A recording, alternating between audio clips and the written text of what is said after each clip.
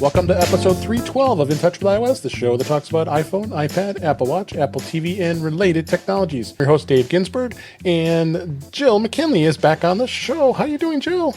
I'm doing great. Thanks for having me. I'm excited to be here and see all of you. Yeah, I'm going to be seeing you in 2 weeks. I can't believe 2 weeks. it. 2 weeks. 2 weeks from as we record. It's going to be great to see you. And also here's Ben Roethig. How you doing, Ben? I am doing fantastic. Ready to talk some Mac, especially some beta 2 of iOS 18.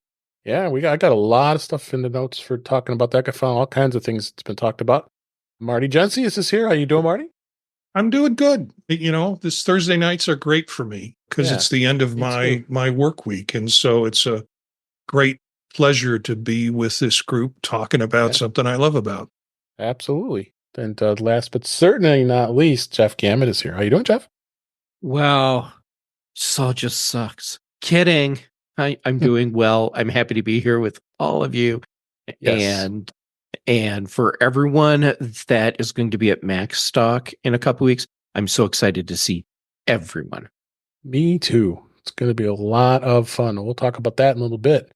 Meanwhile, as Ben mentioned, there is so much stuff that was talked about this past week. Beta, we'll be just talking about some of the stuff we're going to be looking forward to in iOS 18, iPadOS 18 and such. And a number of other stories. And Jeff and I are going to have a good conversation here about the message contact key verification, which you and I both discovered here. And we're going to get a little insights on that. And, all the stuff we usually talk about and anything else we might even come up with here. But like I said, let's go right into the topics. Beta this week, iOS 18 Beta 2 was dropped this week. And also they're still beta testing iOS 17.6. That's the production version of iOS and the ones that most of you should be on, not beta. But there is a lot of things that have been changed. AI is still not going to be on here just yet. And then we'll hit on that a little bit. And I think AI is going to be down the road here a bit. What's your first impressions on this, Ben, that you're running it? It still can be a little bit unstable, especially with the 140 gigabyte metadata file. I had to delete to get my hard drive back. Thank you, Clean My Mac. But if you're having that on the other betas, versions of the beta, you're out of luck right now. But iPhone mirroring is one of the biggest updates to the ecosystem I have seen. In fact, I'm using it right now. Yeah, I couldn't get it to work on my Mac, but I might have to I might need to erase it and reconfigure my beta Mac just to get that up and running because it was saying it couldn't find it. So we'll hit on that. We'll hit on that in just a minute here. But Marty, you're running beta too, I know. I'm running the beta and had the same problem that Ben had, and again, system data. Yeah, just clearing all that stuff out, being able to then get back and using my device. You know, the thing about the beta updates that if you read the articles and the ones that you've posted, they tell you about all the wonderful things that are coming to the beta. They don't tell you what this beta 2 version really has on it. Yeah. And since I've got a developer account, I can go and see what the notes are that our developers, and I don't understand half of them, but it's not all the new and exciting things that the articles talk about happening. There are little changes, fixes, some new things that they launch on it, but the articles kind of oversell it. You know, they passed the announcement that the beta came out. There isn't a lot in the articles that say what actually is happening now because of the beta. Right. So it could be a little misleading. Yeah. Go for it, Jeff. My hypothesis, as someone who used to cover all of this regularly, a lot of the people that are writing about the updates do not have developer accounts. So they're just writing based on press releases and flashy comments. And I'm not saying that in a mean way. It's just you work with the resources that are available to you. and you can tell who has a developer account as blogger, and actually goes and reads what's in the update notes from there. So that's why we're seeing these articles. I don't want to call them fluff articles because they are at least letting people know that the update is out, but they're not providing that deep, meaningful information like you were looking for. Yeah. Jill, have you dabbled in beta, or did you been avoiding it? I am planning on doing it like July 14th. I've been tied up a little bit since then, but I plan on it. But I'm keeping tabs on it. I mean, this is really the primary reason why I moved to Mac. I get updates on my Windows machine, and it's like, oh, look, we moved this to yellow. And I'm like, great. I waited 11 years for this to be moved, So this is exciting to me. I am all over the betas and what they're doing. But so far, the things I'm most interested in, which is, of course, AI, has not yet been released. And that's the part I really want to see the most. Yeah, and I think that's going to be down the road. It might even be 2025 before we have all of the features. But we just talked about iPhone mirroring. So yeah, it's I'm really anxious to get that to get working. I may have to erase my Mac, my Mac Mini that has the beta on it, and just get a refresh. I haven't done that in a while on that one, and for some reason it's not. I got it signed into the same account, but it just doesn't want to find it with my beta iPhone. So the other thing I was going to talk about, and you brought that up, Ben, a number of times here, is the system data bug that was like, I was perplexed. We got the article here in the show notes from 9to5Mac here. It says, so the iOS system data bug is stealing your iPhone storage. Yeah, no kidding. I went to go try to do it my beta 2 update. Oh, sorry, you have no space. I'm like, what are you talking about? My iPhone's got 128 gigs of space. Sure enough, 104 of that was system data. And interestingly enough, I mean, they just updated this article within the last couple of days, and this has been going all over on Reddit and the community forums on Apple. I did the first thing. The first step was try powering it off. That's what I did. I powered it off, and then I went back, and then all of a sudden, poof! I've got space left. That's the most interesting bug I've seen since all the years I've been doing beta testing. Did you experience the same thing, Ben? I went through the entire checklist. Yep. Had no effect. I eventually went in to find my Mac, looked at the large files. Sure enough, there was a 140 some odd gigabyte metadata file. I deleted it like an idiot. Fortunately, nothing. It hasn't had any operational effect on the Mac. So, but if you're on iOS or iPadOS, you of course do not have access to those files. Yeah. Because the iPad I have. That's primarily keeping me off the betas is trying to spend time to make room for the files I keep writing about. This is why I routinely say that I am an idiot. Do not do this. Yeah, don't do it on your primary mission critical device. That's why I'm not doing that anymore. I have the luxury of having this iPhone 13. I've been using the iPhone 13 Pro. And like I said, wow, where's the space? And same thing's happening on my iPad Pro 12.9 2018 model. All the space is gone again. And I tried the power on off, and at least the iPhone got freed up. So I'm going to spend some time looking at the iPad too to see why this is. But also talking about clearing your iMessage history. So these are actually, we talk about these things. It's actually something you probably should consider doing anyway, because a lot of times this stuff does take up a lot of space and makes things go somewhat slower, especially if you have an older device. Clearing your Safari cache was another suggestion.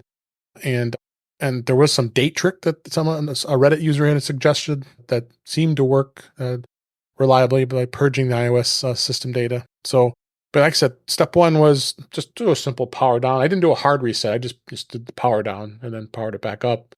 And it seemed to clear it up, which is very, very strange. Did you? Go ahead, Jeff. Dave, it's temporary. No, I know. And We'll fix it. I'm saying it out loud just for the people that don't know. Yeah, doing the power cycle thing, it cleared part of that system data off of my iPad, but it very quickly came back. These other suggestions they're offering, which is good just in general, but if you clear out Safari cache and your iMessage history and all of that, excuse me, you'll get some space back, but this is a bug. And for sure. the bug just consumes the available storage. So it will balloon up to fill that space that you just cleared out. Mm-hmm. Yeah. Oh, yeah, for sure. How about you, Marty? Did you experience this on your iPhone? Oh, yeah. Yeah, I did. And the powering off and powering on resolved the problem for me. I also had been receiving some of the same bug on my desktop, which I had not updated. So I don't know where that came from, but a lot of that got dumped into my desktop. Also used Clean My Mac, and that took care of all the issues with it. On the Mac.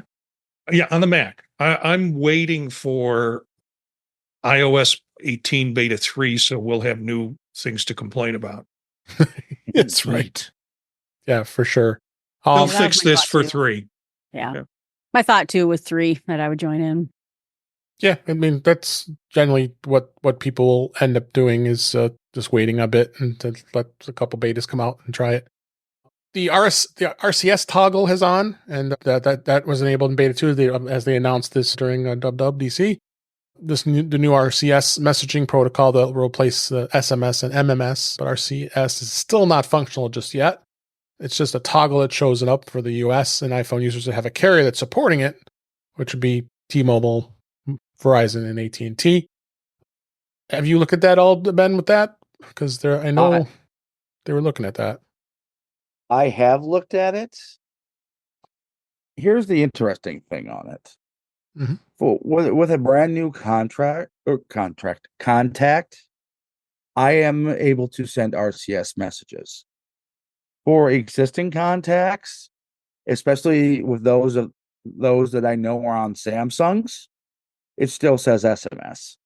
Okay. So there has been talk that maybe it only works with those using the Google messaging app for RCS, but I can't confirm that. Yeah. I don't. There's also an article here talking about the U.S. carriers are now starting to enable RCS for iPhone on beta 2. So something to take a look at to see if that happens and if it works for you. So other things that we're already had been talked about is the home screen. The App Store icon and the home screen have now a dark mode. We talked about all that. So there are going to be some new changes. I'm not going to review that, but it is, because we've talked about it a couple of times now. Yeah, it's exciting just for that to be able to have some more customizations and colors. I know it's been a long time coming, and I'm so glad we will have this on there. As well as widgets goes, the new connected card wallet widget app does not appear it's as functional yet, but that's going to be available and integrate with the wallet app to display total card balance and transaction histories in the United States. And actually, it's actually working with the Discover card this time, it looks like.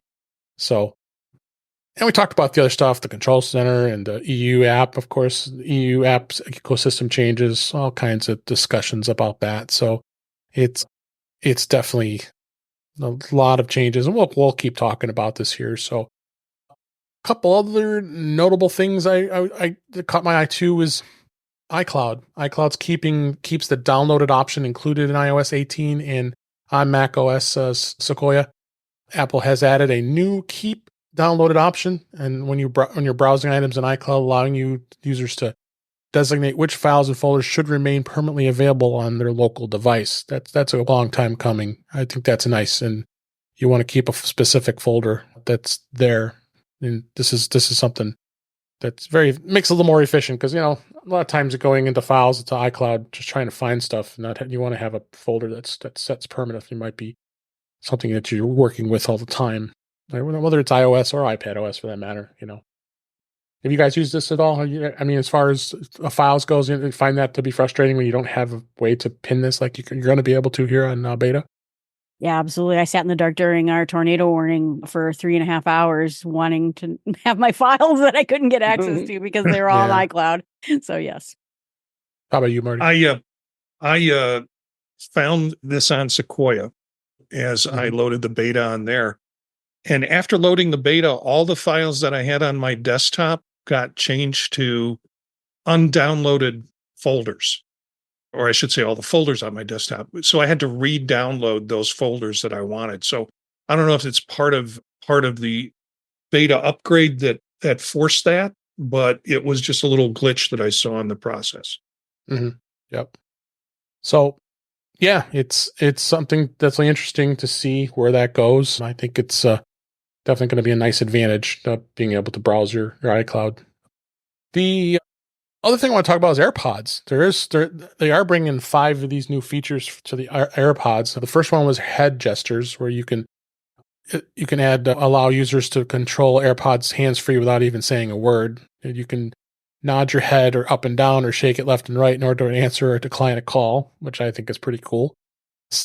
S-Ladies interactions will also allow you to answer or dismiss calls, interact with messages, manage notifications without even speaking. It does have voice isolation that's going to be available here, so it gives you the voice to be clear when you're speaking to somebody. That's huge, because we always complain, like we want to use our AirPods, especially when we're on Zoom, or want to use it for that. I know this is going to be a great thing on iOS. I wish they would get that in macOS too, because a lot of times this mic doesn't sound very, very good. And I think Jeff and many of you can attest to that with AirPods, right? Yeah. So they also added personalized spatial audio for gaming. So what it's going to do is dynamic head tracking will be available for the gaming across the AirPods, third gen, and the Pro, and the Max, and the Pro 2, of course. And when you're using your AirPods Pro, gamers will now have the best wireless audio latency that's ever delivered for mobile gaming. It will also enjoy improved voice quality, included 16-bit and 48 kilohertz audio when chatting with teammates. So they're enhancing that with gaming. That looks like some serious stuff Apple doing with gaming here now. And the granular adaptive audio control in the second gen AirPods Pro. And what that'll do is adjust sounds and active noise cancellation in response to changes in your environment. Right now, the adaptive audio is just an all or nothing setting, and the iOS 18 is going to change it to a customized audio, adaptive audio, which is nice. Any comments on that? I noticed that there was also a firmware upgrade for the iPods, and so I played around with that today, trying to see if I could generate and I'm still on the old version of the firmware. I haven't checked it in a while, but I have kept my iPods plugged in, which it says it needs to be plugged in for the firmware to update. Yep. Again, yep. I haven't I haven't had a chance to experience these yet on the beta. Okay. So I don't know if they are actually out or what portion of them are out from the 5 things that they're talking about in the article. Right. Yeah, it's still pretty new, so it's definitely going to be different. We'll find out as things go here. That's why it's beta, and then not everything is going to be ready for you right off the bat here. Talk about the podcast app a little bit. They're now going to show chapter segments when you're scrubbing. In iOS 18, that's awesome, and Ben is cheering here. That it'll now show chapter segments of a podcast when you scrub through a current playing episode, making it easier to browse through the audio content. That was always a nuisance.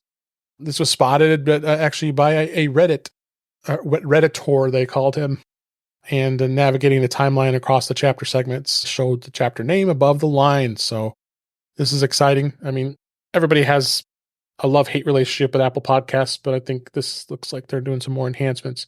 You got excited about that, Ben? Yeah. I mean, it makes stuff easier to find, especially if somehow things get reset.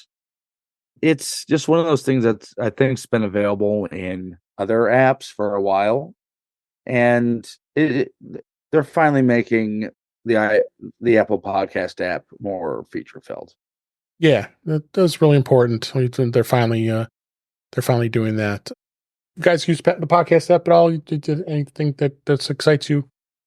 I'm glad to see they're doing it. I remember when I think they disallowed other podcast apps from being in the store because they already have one and it's perfect, and it wasn't perfect. And I'm glad to see them really upping the game, because I might go back if it gets there. But right now I'm using Overcast.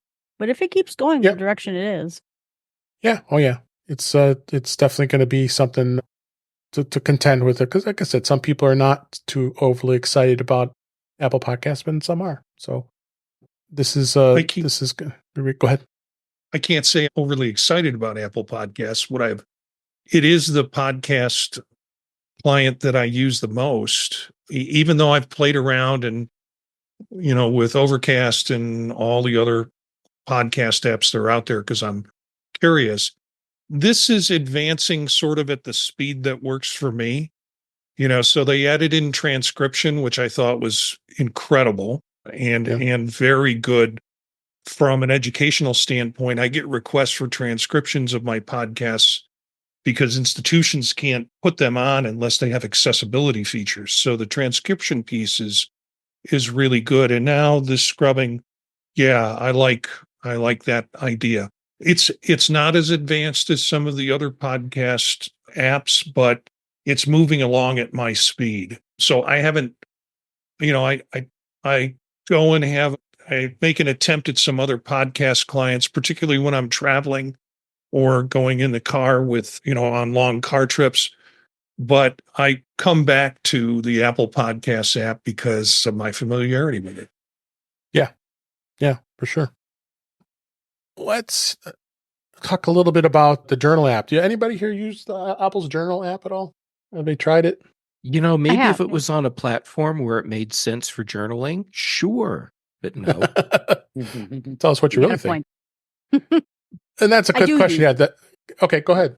Oh, no, I do use it. I'm trying to, because I just found journaling so cumbersome, and somehow having it on my iPhone where it says, hey, you were at this restaurant last week, or you did this, or you did that, and reminding me, I like it. I'm excited to see more features come, because I think that's, it's just a very thin journal app, but I like where it's going again, and I'm hoping it gets more features. It looks like it's going to, including expanding the rich text formatting, which is nice. You'll be able to do some more rich text. I want to try it more. I mean, I'm a big Apple Notes user, so I'm sure all of us here are, or some of us, or most of us. It does audio transcripts, so you can actually view transcripts of a recorded audio, right, or from within journaling. So if you record something, the search and sort tools are going to be available as well. More advanced for photos, videos, music, and podcasts, activity places, and then only text. Then widgets for your home screen and the lock screen, including audio recordings and photos, which is nice. So yeah, they've done some good enhancements on this tool, and like I said, not all of us use it, and I don't think it's got a lot of traction. You don't hear a lot of people talk about, just like Jeff's experience. He doesn't think it's something that's going to be fit in his journaling needs. So. Yeah, I get that I'm just a little prima donna. Yeah. But you're not wrong. The iPad's the perfect place for it, and other places are the perfect place for it, and it just needs to be other places. Yeah, for me, journaling, even with the automated parts that come with this app, it's something where I want to have my full keyboard. Right. So right. I can really write, and that's not. Excuse me, that's not how the iPhone journaling app is really set up. Right. Yep. Yeah, I have big fat fingers, and I need a big fat keyboard. And so journaling on an iPhone, even on an iPad, I think, with the keyboard more so, but I just can't do it on iOS. Yeah, as I said, interestingly, it hasn't come. They haven't brought it to the iPad just yet, which I'm surprised. I think. That might need to happen. I'm not surprised. I mean, we still don't have the classical music app I integrated. forgot about that. Well, it's on iPhone and iPad now, but it's still not on Mac. Oh, that's right. Yeah. That's right. And that's where my DAC is, where I want to have the best audio quality. Anyhow, There you go. I'm just kind of ranty. Sorry about that. No, Apple's doctrine of taking the platform or something that makes the most sense and forgetting about it. That's so Apple. Yeah. I have a diary app, and I know it's stealing my data left and right, because it does the same thing. It says, oh, you were here, you were there. And I'm moving out of that and moving into this one because I feel like Apple's not stealing my data. But it was nice because I went to some field in the middle of nowhere, and it says, do you want to recollect about your time in this field? And I was like, Yes, I do. That's awesome because it knew where I was and it knew more about me. So, and I think AI, I'm hoping it's going to even make it better. So That's not a feature. That's people actually spying on you, Jill. right. Okay. Following you around. Yeah. Be glad it wasn't the field where you were burying the body. Well, it was. It totally was. Yeah. Oh, Yeah. well, And I bird watched afterwards, so it's fine. okay. Well, Yes, for the right price, we will not tell the cops. The interesting thing that was caught here is iOS 18 the Passwords app can't import passwords, but macOS can. So the new password app does come with every password ever saved in Safari, but only only macOS Sequoia version can import new ones from a third-party app. Apple made a point of saying that it spent 25 years working on securing passwords for users, but still users of its new Passwords app may be surprised of this result. And passwords do not open without any password. For passwords that does not open without any passwords, it instead has everything ever saved in Safari, which can be hundreds, if not thousands, of login passwords. It contains Wi-Fi login passwords, which you can go back for years of places. Probably have routers in there you haven't even had in years. So it's kind of a shame. So that just kind of tells me that this is a bit of a work in progress. So what do you think on this, Jeff? This is something it's totally a work in progress, and that's okay. Yeah. This is not an app that is replacing tools like 1Password. Right. This is Apple doing one of the things that they do really well, which is give people a better tool. But if they need more than what that tool does, that's a third-party opportunity. Yeah. And we've seen that with all kinds of tools across Mac OS and iOS. So the fact that right now we have this limited password import support, it's only on one platform, and there's other limitations people are encountering, that's okay. Yeah. And as this matures, sure, some people are going to move to this in lieu of paying for subscription for 1Password or one of the other password managers. It's okay. Yeah. Apple also, this was found too, that iOS 18 will actually warn you when you're using a slow iPhone charger. It does include a couple notable changes in the iPhone battery health and charging settings.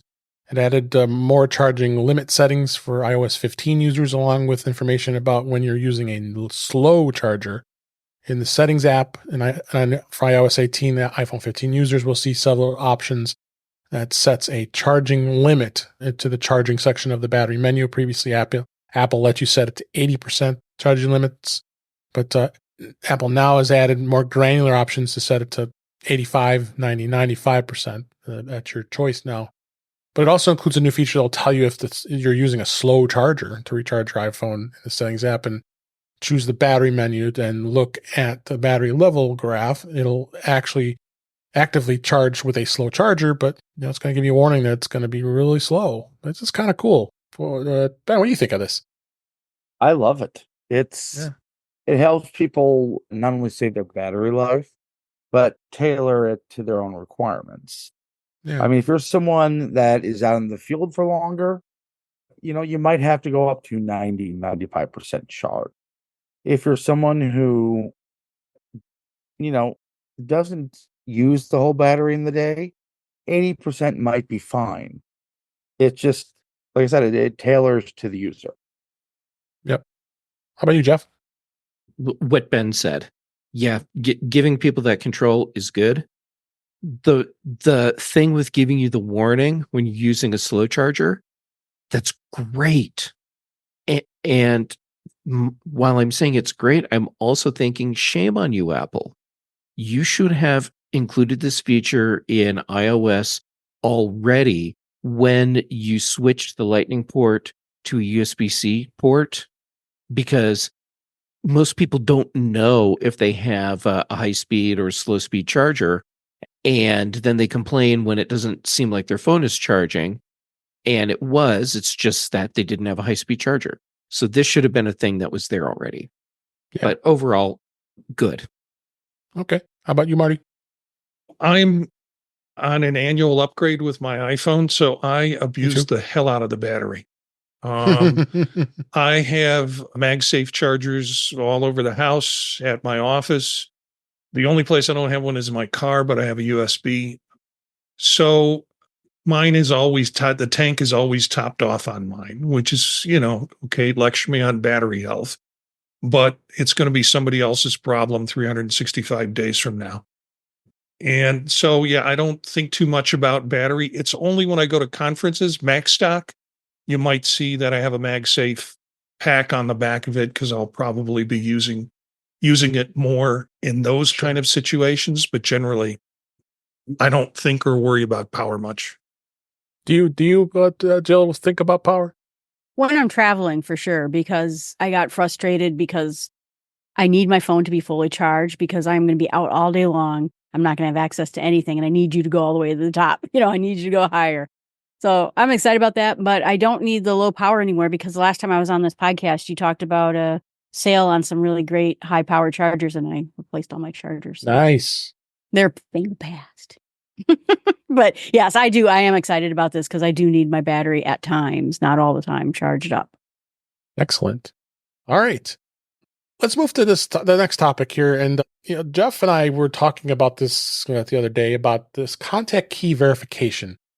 What that is it's a secure feature in iMessage that allows users to verify the identity of the person they're messaging with. Essentially, it adds an extra layer of encryption on top of the existing iMessage encryption. Think of it it's like a digital handshake. You can contact and exchange unique codes to confirm you're really talking to each other and it's not an imposter.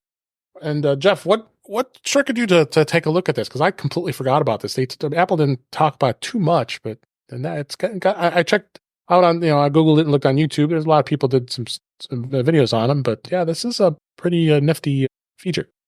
It's a cool feature, and the way I keyed in on it is absolutely horrible because Apple failed in this respect. What happened was I was in a conversation with someone, and they had sent me a couple of screenshots, and I didn't want to scroll through my entire list of messages to go back and find them. So I tapped on the info thing for the conversation with that person so I could see the group of all the images they had ever sent me. And I scrolled a little too far and I see the thing about doing the contact key verification for that person. I'm like, oh, I forgot all about this thing. And so that's what set me down that path. Which is ultimately why I reached out to you because I figured you would be game to walk through the whole thing with me, and that was awesome. Marty, have you tried this feature at all? Have you got anybody in your message context like this using this? No, no, not that I'm aware of. I mean, this show is the first opportunity I've heard to hear about this. So yeah, this is going to be what I'm going to play with next. So what you have to do to get it to work right initially, after I enabled it, was power cycle my phone. Yep, same here. But when I turned it on my phone, it was instantly active on all my devices, including my iPad Mini that's running iOS 18 beta or iPadOS 18 beta, and the only true problem I had with it was a user error, but I mean, it was easy to set up. It was easy to do. When Dave and I did it, so the way it works is once you've turned it on, go back into the conversation with that person, and they need to have it turned on as well. They need to be in the conversation. They need to be looking at the info section for the conversation, just like you. Then you can tap the thing for verify contact key, and then there'll be this code that appears. And so now the other person can verify, yes, this is the code that I'm seeing. And then you can tap the little button that says it's been verified. Now, what I would recommend that you do, if you want to be super safe and secure with this, so you really know it's that person, either be on the phone with them while you do this or be in person and do it while you're together. And that way you're eliminating the possibility that someone else has taken the phone and they're just telling you they're that person, and so you verified them, and now this rogue government from somewhere in the world is ruining your life. Yeah, and you've just taught me how to handle all my illegal activities to make sure that it's only I'm not talking to the cops. I've got your back. Have you tried this? Have you seen this, Jill, at all? No, but I've been reading about it. I used to be a web security person for a company. And so I was reading up about this because I think Apple is consistently ahead of the game on trying to keep people away from impersonating, spoofing. And so I'm glad to see it. And I'm glad it worked for you guys. I'm betting a lot of us will be setting this up with each other at MacStock just because we're all together. Yeah, because we just talked about it. Right. A way to get to it, and I've got a link to the support article actually from Apple, which is really written well. It gives you a lot of direction on how to work with this. You go into the settings app under system settings, or I'm sorry, the settings app, system times, and you can do this on the Mac as well. Then you select your name, and then you scroll down at the very bottom, and there's going to be a choice down there called contact key verification. And once you go in there, you're gonna get your public key, and you have to get that key sent over to the person that you want to make secure. And we went through this, and there's ways of doing it manually as well. And there's you can share your public verification code with somebody, and then you can add it. And then it's kind of like what X does when they have remember the big thing about you're verified. Well, yeah, if Jeff and I look at each other's name at the top, we got the little check mark next to our names now because we're now verified. Yeah, the difference is we didn't have to pay for this, and it's not an we didn't. identity move. We didn't. Ben, have you tried this too? I have it on, but I haven't tried it. Okay. Like I said, we got some exercise here between all of us. We're going to do it now. Let's just right now. Live here. Doing it live. And there's places where you can check the verification status in the conversation details. But check the support article here. This is going to really give a good idea of here going through these steps and getting it done. I am not going to do it live because we got to keep a show going here. Yeah, keep the show going, and okay. So now, Ben, I'm in our chat. I'm going to go into. There we go. So verify contact. So if you're in the info for our chat, when I tap verify contact, and it didn't work, I don't think you were in yet. This is making for fabulous. Yes. It is. Yeah, I was going to say, I probably need to move on here. Yeah, we can try later. Show. Yeah, we'll all do it. Also, I wanted to touch a little bit about macOS Sequoia Beta 2. As we talked about it did enable iPhone mirroring support. I can't wait to try it. And Ben, why don't you give us a little more background on what your experience was so far with iPhone mirroring? I said you're doing it right now, right? Yeah, I mean, literally, I have the iMessages app on my phone open. It works 90% of the way, but there is one major bug so far. Okay. It doesn't pick up input from the space bar on your keyboard. Ooh, that could be a problem. Yeah. That's an issue. Yeah. But once that is fixed and is out of beta and available for the people who are not dumb, yeah, this is going to be a game changer feature. Yeah. Marty, did you try it too? No, I haven't tried it. My work computer that I'm on right now, I don't have set up with Sequoia yet. So I'll have to try it on one of my laptops. Okay. And Jill, I know you don't dabble in this in Mac beta just yet, right? The Mac betas are okay because you can set up the second machine, right? That's true. That won't affect your main machine. And so I will try it. I just, because of this little conference coming up, I've been a little tied up, but I will try it after the conference. This little conference, yeah. Yeah. So yeah. But yeah, I will do it.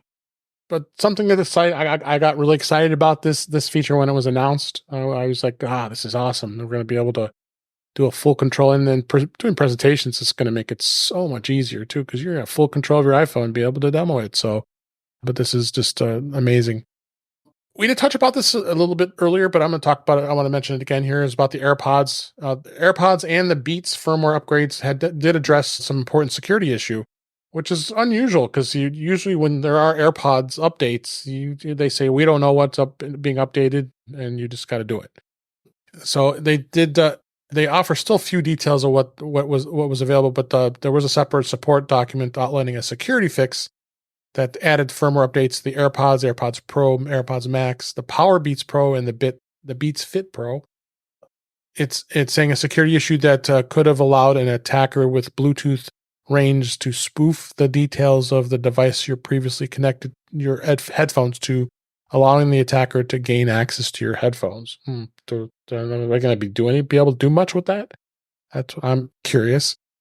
I'm guessing that's step one to taking more control over your device.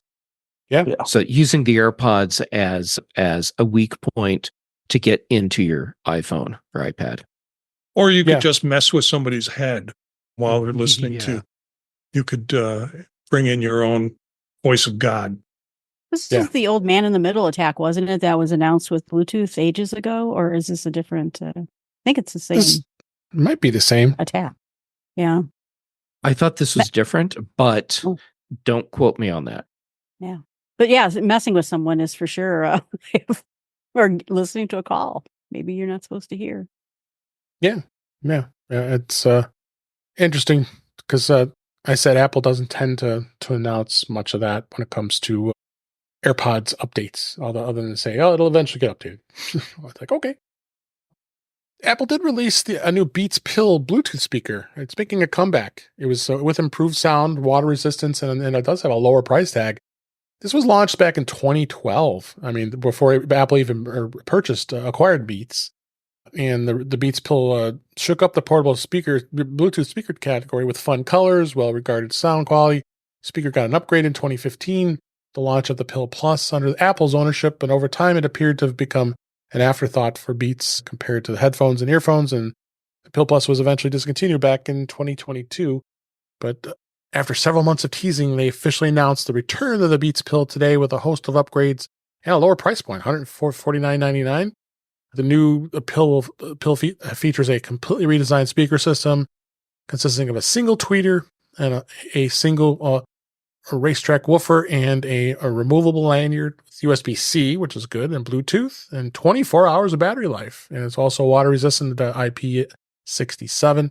Comes in some different colors. I know, Ben, you're a big Beats fan. You got a Beats earbuds. What do you think of this? I had too many expectations for this product. Nope. I mean, what it is exactly what it advertised: a upgraded Bluetooth speaker, an updated version of the original Pill with better features and all that jazz. What I was hoping for, essentially a Beats branded competitor to the Roam 2, which this is not. It's very good for what it is. I mean, you have all the features that are in modern Beats headphones. You have the ability to do either kind of that louder mode or stereo mode. So it's a definite upgrade if you're still holding on to a Beats or a Pill or Pill Plus. If you were waiting for Beats to finally come around on that AirPlay 2 promise that Apple made how many years ago, this ain't it. Yeah. Seriously. Wow. It's a huge loss. What do you think, Jeff? I was thinking, this seems like a nice thing to bring back in the product line. But if it doesn't even do AirPlay 2 yet, maybe Apple should contact the company that makes AirPlay 2 to get engineering support to add this to their product. Yeah. I mean, come on, Apple. What's the deal with this? How about you, Marty? But it's got a new lanyard. That is important. Okay, there is that. That is important. Jill, do you have any these kind of speakers that you use? I got myself involved in the Sonos world, and over the course of, luckily before they got too terribly expensive, way back in the day. But first of all, I want to banish all outdoor speakers because they bring them to my little prairies that I go hiking in, and they're all listening to everything out loud. So I will banish all out loud speakers. But these have all gotten so expensive that it is kind of nice to see something come in at a lower price point for some people who I want to beat up at the campground. So I think this is a good idea. Yes, beat them up, take their pill. I'm going to take their pill. So, yeah, check it out. It's going to be a little competitor. I bet Apple will sell a ton of them because just the price point alone makes a difference. I think it's for a market that I'm not part of. I think it's a younger generation market. Most of us, they see it's affordable. It's like, this is a nice little thing I can take it on the go. Those are the ones that want to carry their music out to where Jill is so she can beat them up. Yeah. Oh, people buy those JBL portable speakers that are out there, and some number of others. I think that's the class of what this speaker is. So, hi, can you turn that down? I'm 7 miles away and I can hear your music. Thank you. I'm sorry. No. Can you speak louder? I can't hear you over my music. Yes. Yeah. Sorry, I'm going up to 11.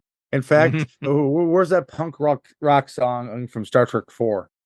There are other ways to make social commentaries instead of playing your music really loud. Yeah.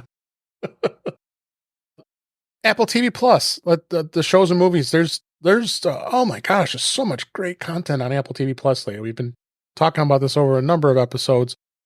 A lot of exclusive Apple originals and movies. It's all 4K HDR quality. You can watch across all the screens on your devices, wherever you picked up and left off. You can get to it from each of your devices. And it's exclusive right through the Apple TV app. And boy, it's for a $9.99 a month subscription. But of course, I have it packaged in the Apple One, so I don't even think about it.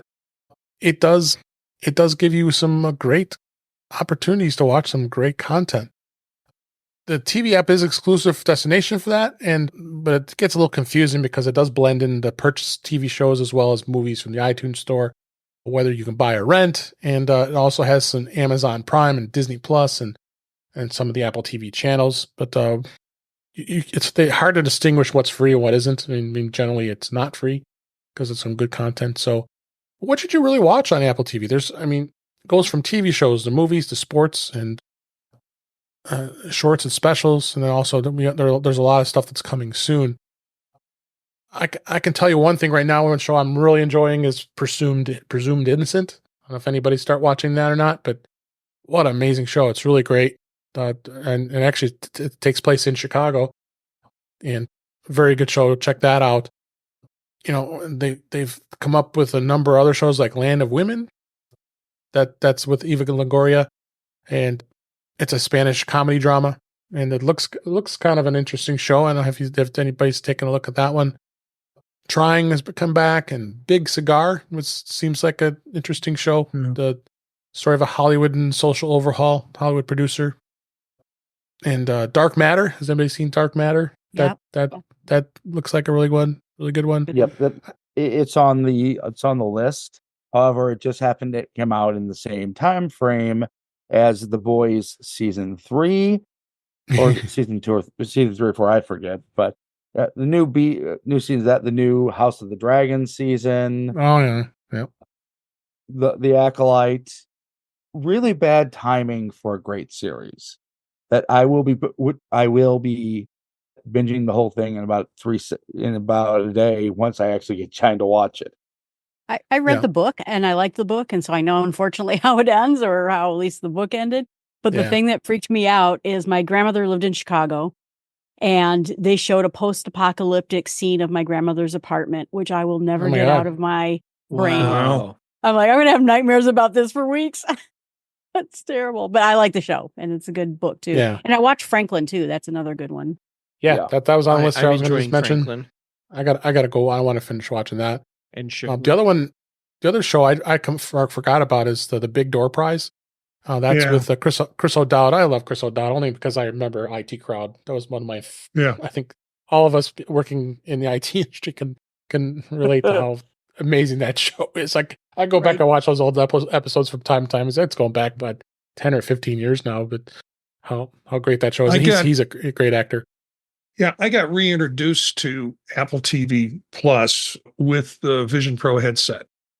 And so then I started like going through series. Big Door Prize was one of them.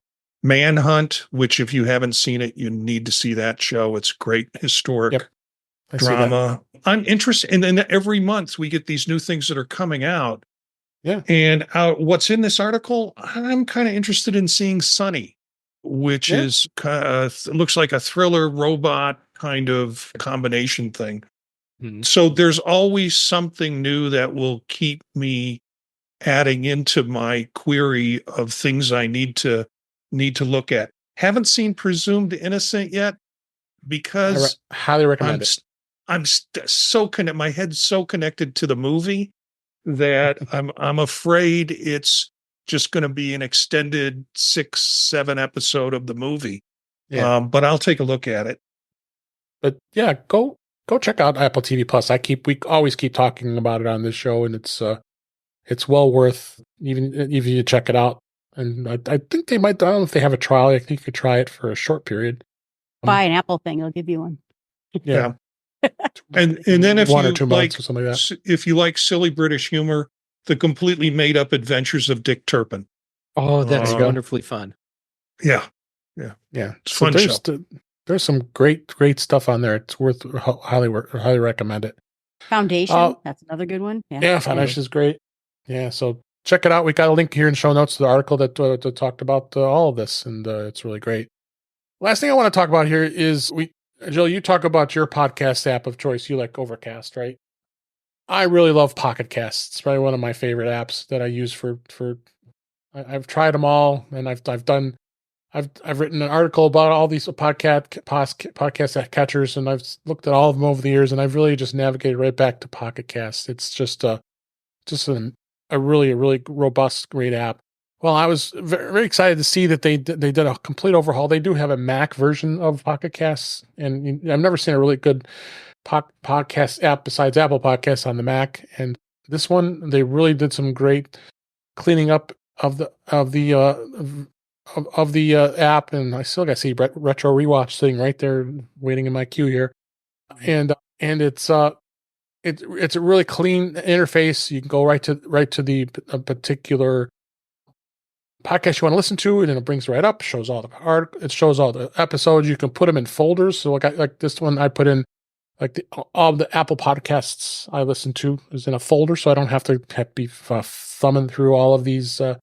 All this podcasts I already subscribe to, and a lot of us probably just subscribe to the podcast and just if it's there, it's something you want to listen to, you grab it. And because I can't tell you if I have 80 or so podcasts sitting in my library that I'm going to listen to half of those. So then you guys use Pocket Casts. I think it's a great app. I might try it now. Sorry. My podcast listening needs are so simple. It doesn't matter what app I use. Okay. Yeah, I've tried pretty much all of them. Yeah, I just keep going back to Apple Podcasts. It does what I need it to do. All right. Yeah, I'm in the same boat with Ben.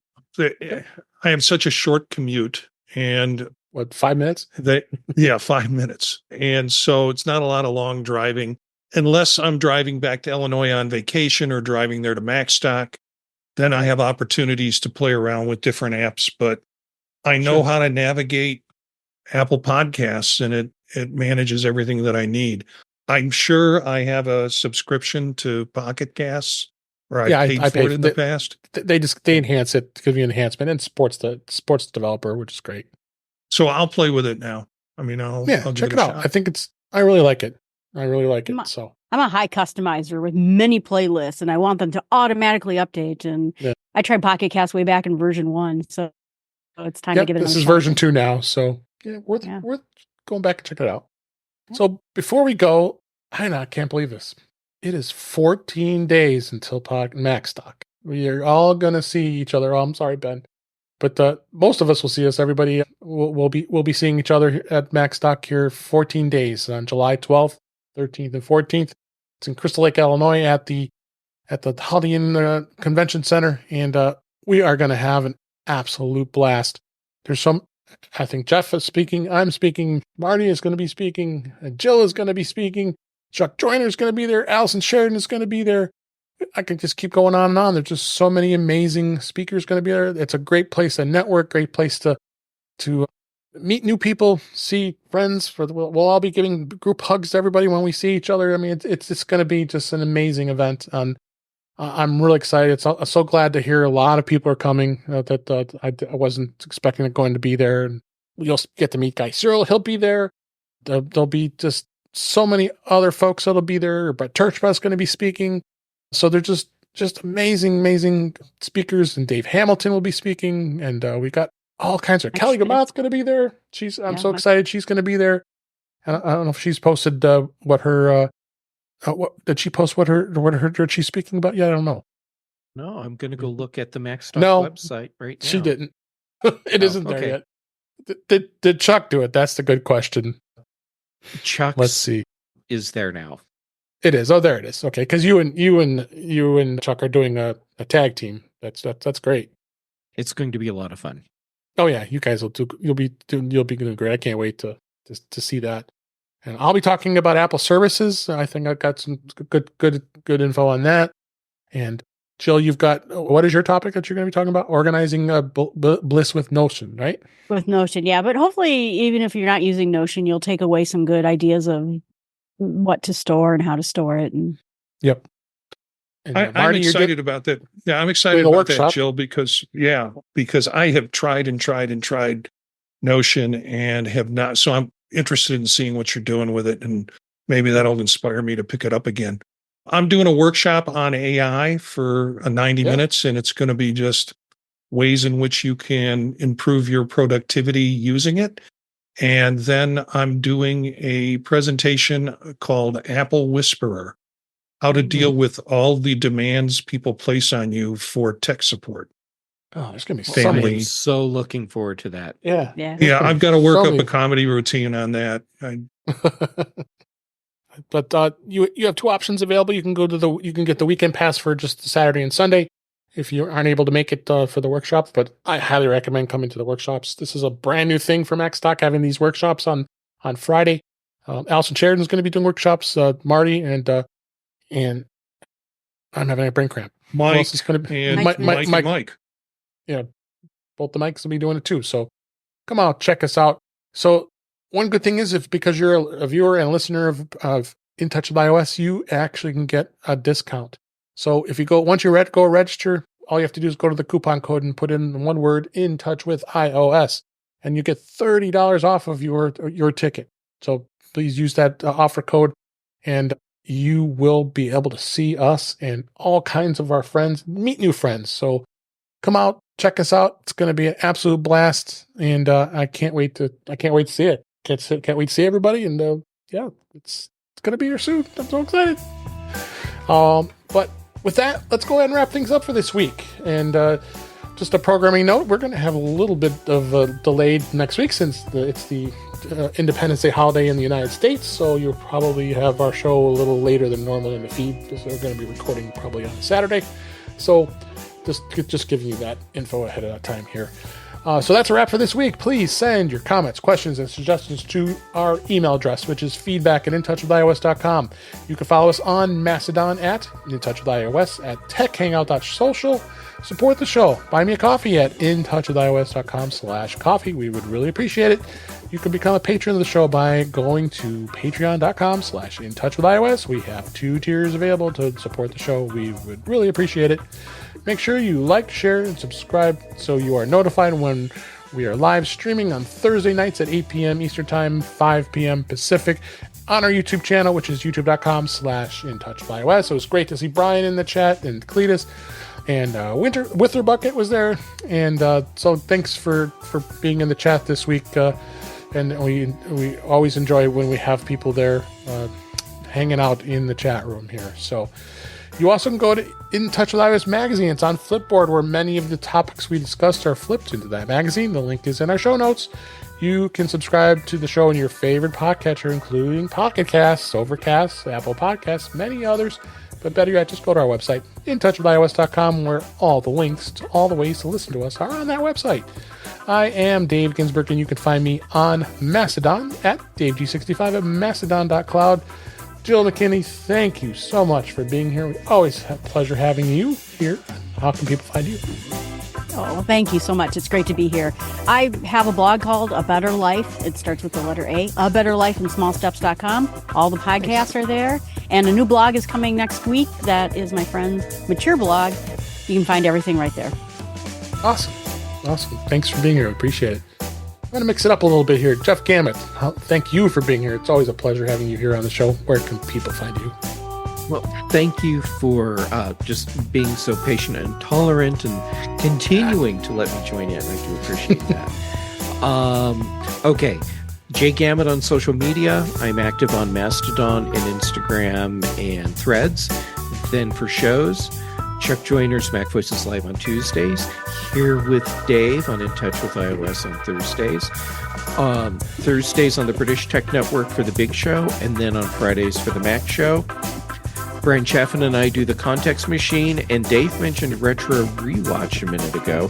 That's the new show that Patrice Brindamore and I are doing, where we watch older TV shows that I should have seen, that I haven't, that she has. So she rewatches, I watch for the first time, and then we talk about the episodes. We're doing Stargate SG-1 right now. A lot of fun. Thank you, Jeff. Ben Roethig, thank you for being here. We always enjoy having you on the show here. And where can people find you? Well, Dave, you can find me at Ben Roethig on the plethora of social media sites out there.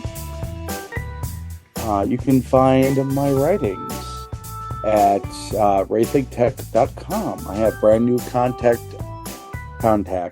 brand new content up there about WWDC, and I'm going to be writing another here very quickly about the big, or should I say, ARM's coming of age on Intel.